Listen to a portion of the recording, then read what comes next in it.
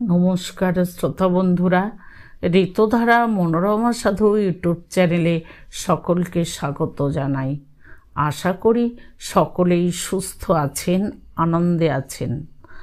আজ একটি অসাধারণ অতি বাস্তব ছোট গল্প পড়ে শোনাচ্ছি। আজকের গল্পের নাম মৃত্তিকা। লিখেছেন সুবিখ্যাত লেখিকা আশাপূর্ণা দেবী। আসুন এখন শোনা যাক গল্পটি। নড়বড়ে চৌকি, ছেঁড়া তোষক, তেলচিটে বালিশ আর মাথার কাছে দুরূহ বিজ্ঞানের বই। পুরো 10 হাত মাপের ধুতি দুখানার বেশি নেই। সত্যিকার আস্ত শার্ট আছে মাত্র একটা। সেগুলো ব্যবহার হয় বাইরে বেরোতে। এ ঘরের চৌকাঠের ভিতর ঢুকলেই সেগুলো তুলে রাখা হয় সযত্নে। বাজে খরচ করবার মতো দুঃসাহস নেই। এ ঘরে ঢোকার পর যাতে লজ্জা নিবারণ হয় সে হচ্ছে ছেঁড়া ধুতির ভগ্নাংশ দিয়ে তৈরি অভিনব লুঙ্গি আর গেঞ্জি বলে এখনও যেটাকে চালানো হচ্ছে সেটা হয়তো একসময় ঠাস বুননি ছিল, এখন সামারকুল হয়ে গেছে। অন্তত এ বাড়ির চাকর যতীন তাই বলে। সেই গেঞ্জি আর সেই ধুতি পরেই ত্রস্তে ব্যস্তে ঘরের ভেজানো দরজা খুলে বেরিয়ে এলো কাঞ্চন। অবাক হয়ে বলল, ডাক্তারবাবু, আপনি? ডাক্তার বিশ্বাস গম্ভীর মৃদুস্বরে বললেন, তোমার সঙ্গে একটু কথা আছে কাঞ্চন। বুকের ভিতরটা ধড়াস করে উঠল কাঞ্চনের। কথা? তার সঙ্গে আর ডাক্তারের কি এমন কথা থাকতে পারে যার জন্যে তিনি নিজে এই রাত্রে তার দরজায় এসে দাঁড়িয়েছেন? তবে কি এই শেষ আশ্রয়টুকুও খসল?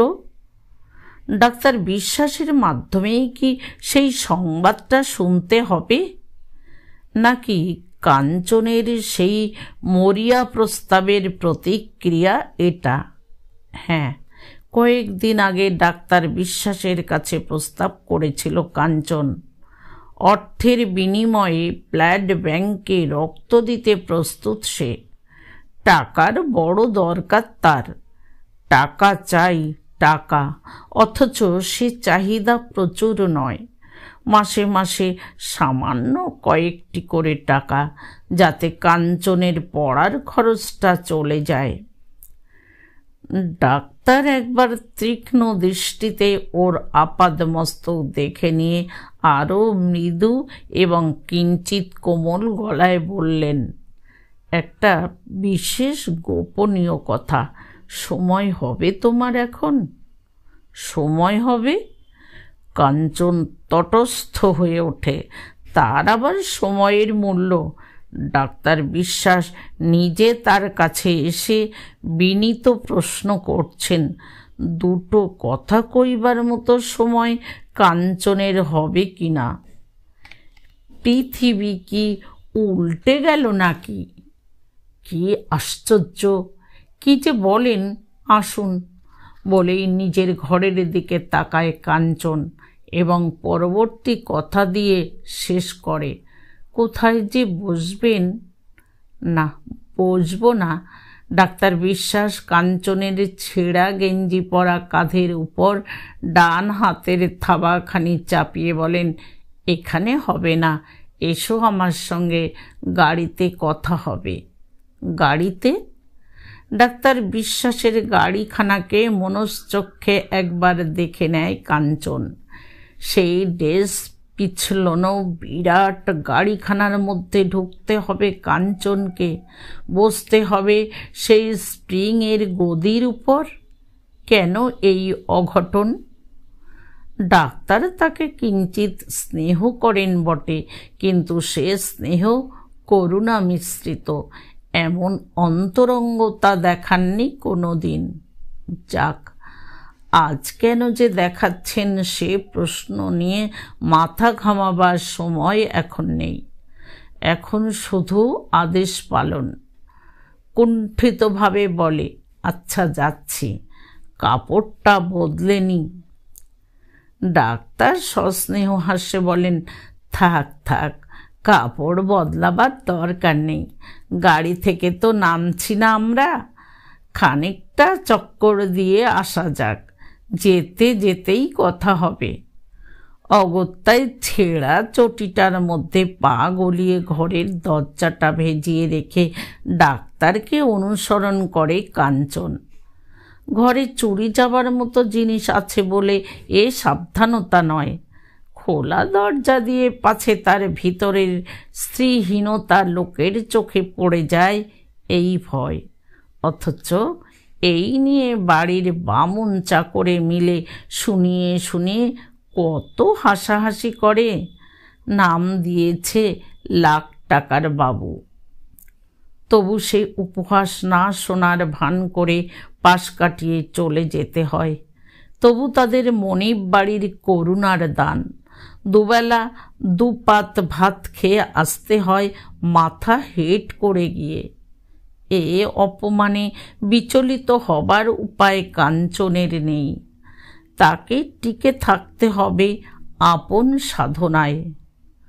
অপমানে যখন চোখ ফেটে জল আসতে চায়, এ আশ্রয় ছেড়ে চলে যেতে ইচ্ছে হয়, তখন কষ্টে নিজেকে দমন করে মনে মনে জপ করে, এ আমার তপস্যার বিঘ্ন, এ আমার একাগ্রতার পরীক্ষা, আমাকে টিকতেই হবে, বাঁচতেই হবে, জ্ঞান অর্জন করতেই হবে।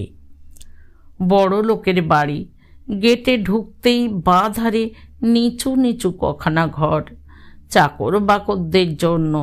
তারই একখানায় আশ্রয় পেয়েছে আকাশ কুসুম স্বপ্নে বিভোর জ্ঞান তপস্বী কাঞ্চন কুমার। মা বাপ হারা গ্রাম্য বালক কাঞ্চন কেমন করে প্রবেশিকা পরীক্ষায় উত্তীর্ণ হয়ে ছেঁড়া চটিয়া ছেঁড়া প্যান্ট সম্বল করে কলকাতায় এসে কলেজে ভর্তি হলো, কেমন করে 3টে পাশ করলো স্কলারশিপ নিয়ে, সে ইতিহাস নতুন নয়। সেই দুঃসাধ্য সংগ্রাম আর অসাধ্য সাধনের ইতিহাস এই হতভাগ্য দেশের অনেক অসহায় ছাত্রের জীবনের খাতায় লেখা আছে। কিন্তু কাঞ্চনের আশা আরও উচ্চ, আরও সুদূর বিস্তারী। সে ডক্টরেট পাবার দুরন্ত ইচ্ছা নিয়ে থিসিস লিখতে চায়, চায় সমুদ্র পাড়ি দিয়ে নব নব বিদ্যার অনুশীলন করতে। সে যাই হোক, কথা হচ্ছে আশ্রয়দাতার উপকারের সূত্রে ডাক্তার বাড়ি যাওয়া আসা করতে করতে ডাক্তার বিশ্বাসের সঙ্গে পরিচয় হয় কাঞ্চনের, এবং কেন কে জানে তদবধি এই দরিদ্র ছেলেটিকে একটু স্নেহের চোখে দেখে থাকেন ডাক্তার। দেখা হলেই ডেকে দুটো কথা বলেন, কয়েকখানি মূল্যবান বই দিয়ে সাহায্যও করেছেন একবার। কিন্তু সে সবই করুণার চিহ্ন। এখন নিজে এসে গাড়িতে তুলে নিয়ে গোপনীয় কথা বলার মতো অন্তরঙ্গতার সুযোগ দেননি কোনো দিন। প্রথমে খুব খানিকক্ষণ নিঃশব্দে গাড়ি চালিয়ে গেলেন ডাক্তার, সত্যি চক্কর খেলেন লোকের রাস্তায়। আর মৌন প্রতীক্ষারত কাঞ্চন ভাবতে লাগলো আকাশ পাতাল। কি কথা, কেমন কথা, যা বলতে ডাক্তার বিশ্বাসকেও সাহস সঞ্চয় করতে হচ্ছে। সে কথার সঙ্গে কাঞ্চনের কি সম্পর্ক? অনেক প্রতীক্ষার শেষে প্রায় ফেরার মুখে ডাক্তার বিশ্বাস তার বক্তব্য প্রকাশ করলেন। না, আর নার্ভাস নেই ডাক্তার, সহজ শান্ত গলায় বলে ফেললেন সাধারণ একটা কথার মতো, বিয়ে করবে কাঞ্চন? অগাধ বড় লোকের একমাত্র মেয়েকে? না, কানা খোড়া কিছু নয়, আস্ত মেয়ে, কুশ্রী মোটেই না, রূপসী বলা চলে বরং। সুখের ঘরেই তো রূপের বাসা। এক কথায় অর্ধেক রাজত্ব আর একটি রাজকন্যা। কাঞ্চন হাত বাড়ালেই সেই স্বপ্নাতীত সৌভাগ্য হাতে আসে কাঞ্চনের। শুধু, হ্যাঁ শুধু, শুধু সেইটুকু যদি স্বীকার করে নেয় কাঞ্চন, আধুনিক উদারতা নিয়ে, প্রগতিশীল দৃষ্টিভঙ্গি নিয়ে আর বাস্তব বুদ্ধি নিয়ে, বরাত একেবারে ফিরে যাবে কাঞ্চনের। শেষ হবে এই নির্লজ্জ নিষ্ঠুর জীবন সংগ্রামের। জ্ঞানের তপস্যায়, বিজ্ঞানের অনুশীলনে নিশ্চিন্তে জীবন কাটিয়ে যেতে পারবে। অন্য চিন্তা চোখ রাঙাবে না কোনো দিন। অন্য কোনো চিন্তাই থাকবে না। নিজের লাইব্রেরি, নিজের গবেষণাগার, এক কথায় বহির্জগতের সকল সুখ সুবিধা করায়ত্ত করে অন্তর্জগতের মধ্যে বাস করতে পারবে সে। শুধু যদি গাড়ি থেকে নামবার সময় ডাক্তার ওর সেই জালি গেঞ্জি ঢাকা পিঠটা একবার চাপড়ে দিয়ে বলেন, আজই এক্ষুনি তোমার উত্তর চাইছি না আমি। চট করে বলতে পারবে না জানি, ভাববার জন্যে সময় দিচ্ছি। কত চাও? 24 ঘন্টা? 48 ঘন্টা? এতক্ষণে স্তব্ধ নির্বাক ছেলেটা এই প্রথম কথা বলে। প্রায় অস্ফুট কণ্ঠে, 3টে দিন সময় দিন আমায়। ডাক্তার বিশ্বাস কয়েক সেকেন্ড চুপ করে থেকে গম্ভীরভাবে বলেন, বেশ, তাই হবে। আমার অবশ্য ধারণা যে কোনো বিষয়ে ডিসাইড করতে একটা রাতই যথেষ্ট। তাছাড়া 2 দিন অপেক্ষা করতেও ইচ্ছুক নয় তারা। তবু তোমার কথাই থাক। 3 দিন পরেই আসবো আমি, এই সময়ই আসবো। আশা করি তোমার ভবিষ্যৎ উন্নতির অনুকূলেই রায় দেবে তুমি। তোমার মা বাপ নেই, কোনো অভিভাবকের রক্তচক্ষু নেই, বিয়ে দেবার মতো বোন নেই। আসলে সমাজের কোনো দায়ই তোমার নেই। একটা বদ্ধমূল পুরনো কুসংস্কারকে আঁকড়ে থেকে তাকে তোমার উপর প্রভুত্ব করতে দিলে নির্জলা বোকামি হবে। আচ্ছা, ভেবে দেখো, একদিকে তোমার স্বপ্ন, সাধনা, উজ্জ্বল ভবিষ্যৎ, আর অপরদিকে একটা তুচ্ছ কুসংস্কার। দেখো কাকে প্রাধান্য দেবে। আচ্ছা, গুড নাইট। দীর্ঘ বলিষ্ঠ দেহী ডাক্তার দৃঢ় পদক্ষেপে গাড়িতে গিয়ে ওঠেন আর স্টিয়ারিংয়ে হাত দেওয়ার সঙ্গে সঙ্গেই স্খলিত পদে এগিয়ে গিয়ে জানলার নিচেটা চেপে ধরে কাঞ্চন। ডাক্তার জিজ্ঞাসু দৃষ্টিতে তাকালেন। কি হলো? এখনই কি উত্তর ঘোষণা করে ফেলতে চায় কাঞ্চন এত বড় একটা উজ্জ্বল ভবিষ্যতের মূলে কুঠারাঘাত করে? কিছু বলতে চাও? হ্যাঁ। কণ্ঠস্বর কিন্তু এখন আর স্খলিত নয়, দৃঢ়ই। দৃঢ় স্থির কণ্ঠে বলে কাঞ্চন, সময় নেবার দরকার নেই, আমি রাজি। ডাক্তার গম্ভীর স্নিগ্ধ কণ্ঠে বলেন, ভালো করে ভেবে বলছো? হ্যাঁ, কিন্তু একটু আগেই তুমি ভাববার জন্যে অনেকটা সময় চাইছিলে কাঞ্চন। তার আর দরকার নেই, মনস্থির করে ফেলেছি আমি। দেখো, আমি কিন্তু কোনো তাড়াহুড়ো করিনি, তার জন্যে অনেক ধন্যবাদ আপনাকে। তাহলে রাজি? বলতে পারি তাদের? আগে হ্যাঁ। বেশ, শুনে খুশি হলাম। শুধু সে পক্ষ আমার বন্ধুলোক বলেই নয় কাঞ্চন, বুঝলে, আমি তোমারও ভালো চাই। যে সাধনায় ব্রতী হয়েছ তুমি, সে সাধনা দরিদ্রের নয়। অভাব, অনটন, প্রতিকূল অবস্থা সব কিছু অতিক্রম করে সাফল্য অর্জন করার যে প্রতিভা, সে হলো দুর্লভ জিনিস। দৈবাৎ দেখা মেলে তার, তা নইলে অর্থের প্রাচুর্যই হচ্ছে সাফল্যের সহায়। তুমি মনস্থির করে ফেলতে পারলে দেখে সত্যিই খুশি হয়েছি। আমার যৌবনে আমিও যদি এরকম কোনো চান্স পেতাম হয়তো অবহেলা করতাম না, ভাগ্যের দান বলেই গ্রহণ করতাম। আচ্ছা যাও, নিশ্চিন্ত হয়ে ঘুমোগে।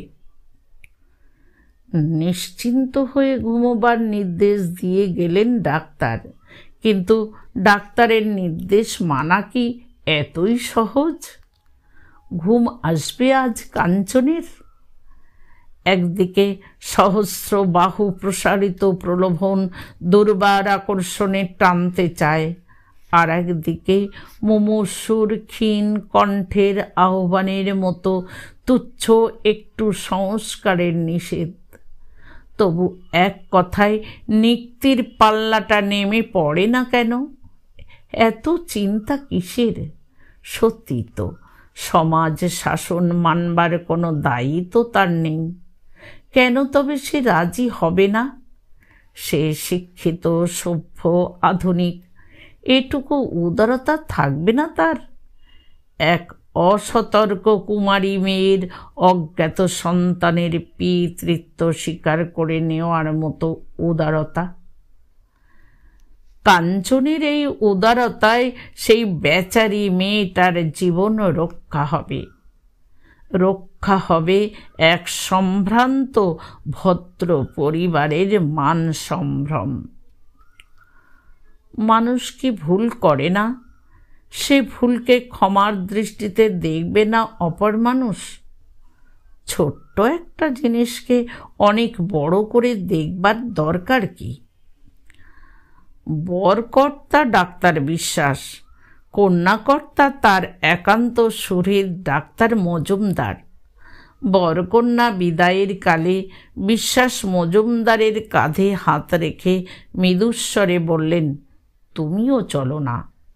মজুমদার আরও গম্ভীর, আরও মৃদুস্বরে বললেন, পারছি না, বড় টায়ার্ড লাগছে, তুমি গেলেই হবে, তুমিই তো সব।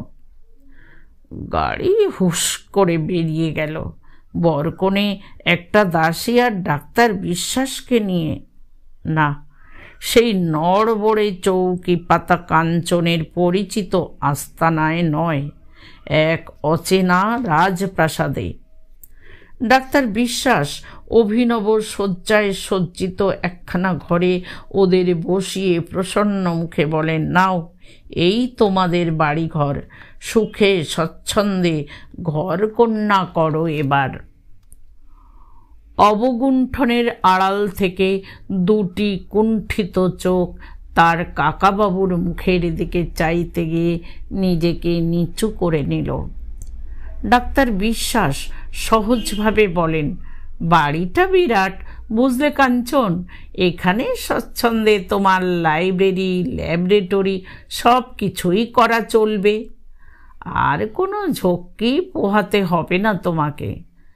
বুঝতেই তো পারছ, মজুমদারের অনেক সন্তান মারা গিয়ে এই একমাত্র মেয়ে, মা বাপের প্রাণের পুতুল। আশা করি সেই স্নেহের উপযুক্ত মর্যাদা তোমার কাছেও পাবে মনু। আচ্ছা মনুমা, তুমি বরং একটু বিশ্রাম করো, আমি কাঞ্চনকে তার বাড়িটা দেখিয়ে নিই। এখানে আছে কে, মানে কে কে এসেছে? নববধূ মাথা নেড়ে মৃদুস্বরে বলে, জানি না, মা আসবেন বোধ হয়। কাঞ্চনকে নিয়ে ঘুরিয়ে ফিরিয়ে দেখান ডাক্তার বিশ্বাস। স্বপ্নাহতের মতোই অনুসরণ করে চলে কাঞ্চন। কাল থেকে তো স্বপ্নাহত হয়েই আছে সে। যা কিছু ঘটে যাচ্ছে তার কোনোটাই যে সত্য বলে বিশ্বাস হবার মতো নয়। এই উপকরণ আর আসবাবে ঠাসা বাড়িটা নাকি তার নিজস্ব। এত প্রাচুর্য, এত উপকরণ, এত জিনিস মানুষের ব্যবহারে লাগে, এসবের ব্যবহার পদ্ধতি বা কি? আবু হোসেনের মতো হঠাৎ রাজা কাঞ্চনকে আর ডাক্তারবাবুকে দেখছে, আর দাস দাসীরা সসম্ভ্রমে সেলাম করে সরে দাঁড়াচ্ছে। আত্মীয় স্বজনের অভাব থাকলেও দাস দাসীর অভাব নেই বাড়িতে। ঘুরতে ঘুরতে ক্ষণে ক্ষণেই মনে হতে থাকে কাঞ্চনের, দুজন বুদ্ধিমান ডাক্তার এই উন্নত বিজ্ঞানের যুগে পারিবারিক সম্ভ্রম রক্ষার অন্য কোনো উপায় খুঁজে পেলেন না। পথের ভিখিরিকে ডেকে এনে সিংহাসনে বসিয়ে দিয়ে সেই সমস্যার সমাধান করলেন। এটা একটা আশ্চর্য বই কি? এই প্রশ্নের উত্তর দিলেন মনুর মা, স্বয়ং মজুমদার গৃহিণী। একান্তে কাছে ডেকে চোখের জলে ভেসে কাঞ্চনের হাত ধরে বললেন, তোমাকে আর কি বলবো বাবা, দেবতা তুমি। সব জেনে শুনে আমার মনুকে নিয়েছ।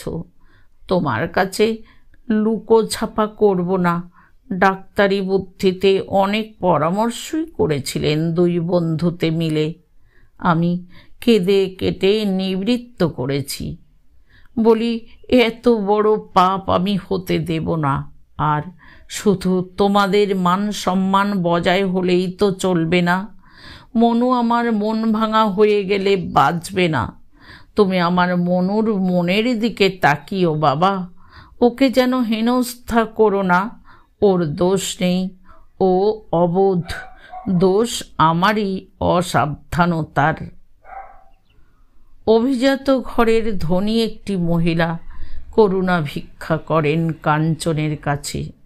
পরশু পর্যন্ত যে কাঞ্চন যতীন চাকর আর বামুন ঠাকুরের পাশে ঘরে শুয়েছিল, নড়বড়ে সেই চৌকিটার উপর।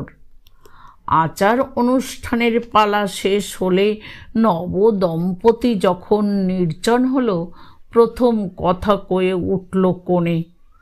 মৃদুস্বরে বলে উঠল, আমার বড্ড ঘুম পেয়েছে। ঘুমের জন্য অনুমতি চাওয়া নয়, শুধু জানিয়ে দেওয়া। ত্রস্ত ব্যস্তে কাঞ্চন যে উত্তরটা দিল, তার ভাষাটা শোনা গেল না। ভাবে মনে হলো, সে কি, নিশ্চয় ঘুমিয়ে পড়ো। মুহূর্তেই ঘুমিয়ে পড়ল বউ। কাঞ্চন ভাবল, নিশ্চয় খুবই ঘুম পেয়েছিল, না হলে এত চড়া আলোর নিচে এত তাড়াতাড়ি ঘুমিয়ে পড়তে পারে। কাঞ্চনের অত তাড়াতাড়ি ঘুম এলো না। চুপচাপ বসে রইল অনেকক্ষণ। ভাবল, ঘুমিয়ে পড়ে কাঞ্চনকে বরং বাঁচিয়েই দিয়েছে বউ, নইলে কি কথা বলতো সে? নিদ্রিতার মুখের দিকে চেয়ে চেয়ে দেখল।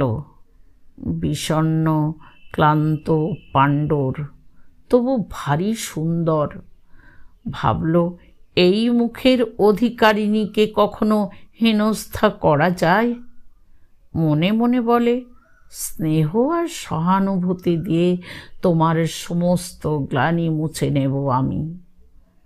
তার নিজের প্রতিজ্ঞা রক্ষা করে কাঞ্চন স্নেহে ভালোবাসায় ডুবিয়ে দেয় স্ত্রীকে। দারিদ্র আজীবনেও অভ্যাস নয়, কিন্তু প্রাচুর্যের অভ্যাসে দেরি লাগে না। সেদিনের স্বপ্নাহত কুণ্ঠিত কাঞ্চন এখন স্বচ্ছন্দেই গৃহকর্তার ভূমিকা অভিনয় করে চলেছে। মনুর স্বাস্থ্যের জন্য উৎকণ্ঠার অবধি নেই তার। বকে, শাসন করে, মমতায় বিগলিত হয়। মজুমদার গৃহিণী বলেন, দেবতা শুধু আড়ালে নয়, সামনেও। দুই ডাক্তার বন্ধু আড়ালে সপ্রশংস সুরে বলেন, সত্যি ছেলেটা মহাপ্রাণ, এতটা আশা করা যায়নি। আবার মৌখিক প্রশংসাতেই কর্তব্য শেষ করেন না তারা, নিজেদের প্রতিশ্রুতিও পালন করেন। নিচের তলার প্রকাণ্ড হলটা পরিণত হয়েছে কাঞ্চনের লাইব্রেরি ঘরে। প্রায় প্রতিদিন কিছু না কিছু করে সংগৃহীত হচ্ছে মূল্যবান গ্রন্থরাজি। ভরে উঠছে কাঞ্চনের ঘর, ভরে উঠছে কাঞ্চনের মন। এদিকে তিলে তিলে ভরে উঠছে একখানি দেহ, লাবণ্যে আর সুষমায়, ক্লান্তিতে আর কোমলতায়। মনুর মা এসে চুপি চুপি মেয়েকে শিক্ষা দিয়ে যান, বেশি শুয়ে বসে থাকিস নে মা, যতটা পারবি কাজ করবি, তাতে ভালো হবে। মেয়েকে তিনি সমানেই এখানে রেখে দিয়েছেন, নিয়ে যাননি নিজের কাছে। জামাইয়ের মন বাঁধবার কৌশল হিসেবেই বোধ হয়। যত কাছে কাছে থাকবে ততই তো কাছাকাছি হবে, মনের কাছাকাছি, আত্মার কাছাকাছি। নিজের কাজের ফাঁকে ফাঁকে একবার উঠে আসে কাঞ্চন, স্তম্ভিত বিস্ময়ে হাঁ হাঁ করে বলে, ঘর ঝাড়ছ তুমি, বিছানা পাচ্ছ তুমি, এই ভিজে কাপড়গুলো মেলে দেবার লোক খুঁজে পেলে না বাড়িতে? তোমার ঝি চাকরগুলো সব একযোগে ধর্মঘট করেছে নাকি? রেখে দাও, রেখে দাও শিগগির, শুয়ে পড়ো লক্ষ্মী মেয়ের মতো। মনু হাসে, মধুর ম্লান হাসি। মা বলেছেন কাজ করতে। কাঞ্চন উদ্বিগ্ন আর অবাক হয়ে বলে, মা বলেছেন? তোমার মা? বলো কি? কেন বলো তো? গরিবের বউ হয়েছ বলে নাকি গো? জানি না, বলে পালাতে চেষ্টা করে মনু। কাঞ্চন অবশ্য যেতে দেয় না, হাত ধরে ফেলে কাছে বসিয়ে বলে, তোমার শরীরের এই অবস্থা, এখন কাজ করতে বলেছেন কেন? বললে না যে? বাহ, বলছি তো, জানি না, বললেন ভালো হবে। কি জানি বাবা। কাঞ্চন দুই হাত উল্টে বলে, মেয়েদের ব্যাপারই আলাদা।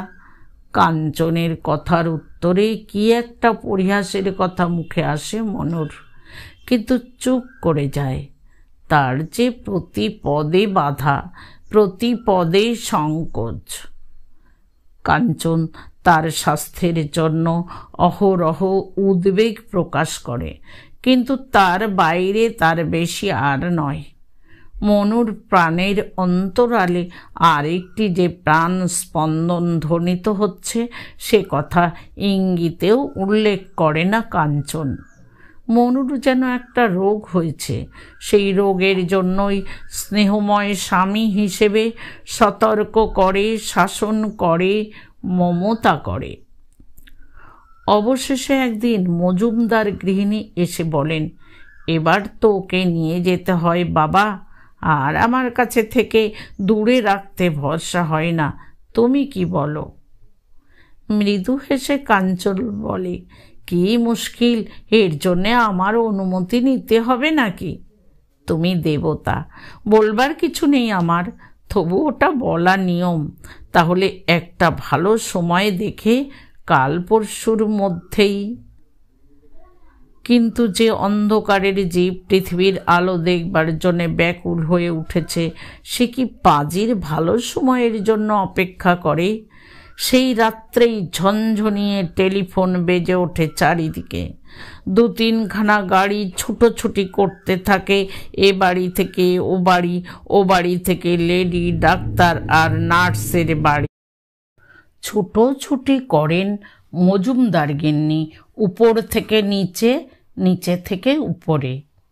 আর শিক্ষিত সভ্য জ্ঞান তপস্বী কাঞ্চন নিচের তলায় নিজের গ্রন্থাগারে নির্লিপ্তের মতো একা চুপচাপ বসে বসে ভাবতে থাকে, বাংলাদেশে শিশু মৃত্যুর হার নাকি ভয়াবহ, লক্ষ লক্ষ শিশু নাকি পৃথিবীর আলো দেখবার আগেই অন্ধকারের রাজ্যে নির্বাসিত হয়।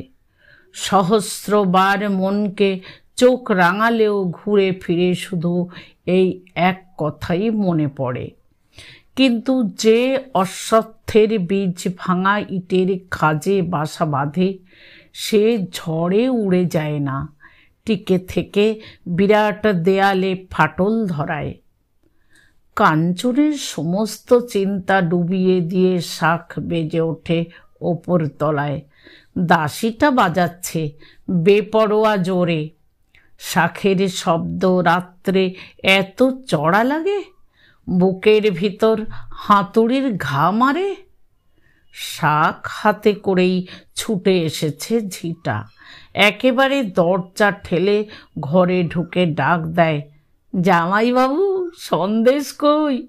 রাত পোয়ালে 100 টাকার সন্দেশ আনাতে হবে, অমনি না।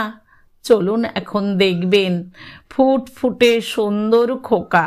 সদ্য দেখলে দিনক্ষণ দেখতে হয় না। উমা, চুপচাপ বসে যে, আহ্লাদে হাত পা উঠছে না নাকি? চলুন। এখনকার কালে এত লজ্জা কেউ করে নাকি?